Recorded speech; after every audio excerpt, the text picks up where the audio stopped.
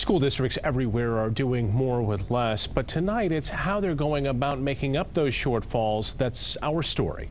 24-Hour News 8's Danny Carlson saw two different approaches tonight in two very different school systems. Danny?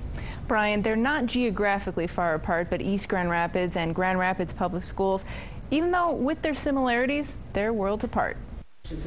They're facing declining student enrollment year after year, and tonight GRPS's school board spent yet another night talking about tough choices, trying to figure out what they want to keep versus what they can keep. I think my problem is every one of these is something I don't want to do. And just a few miles down the road, East Grand Rapids was facing its own budget shortfall, but decided to take advantage of a resource they say they haven't before.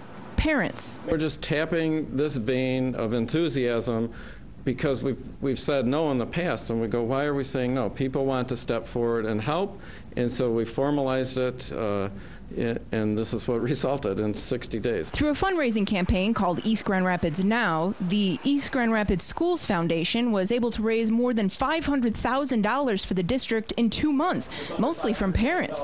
That money will go directly to save things like elementary Spanish and jobs. But even with the funds, the district is still facing hundreds of thousands of dollars in shortfall. So is a fundraising campaign like this one sustainable?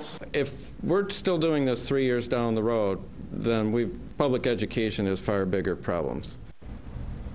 East Grand Rapids and the Grand Rapids Public School Districts, as we mentioned, are very different, especially in size. East Grand Rapids is only about 1/6 the size of GRPS. Now, we didn't hear a final budget from either district tonight. Those are due July 1st. Sue? Danny?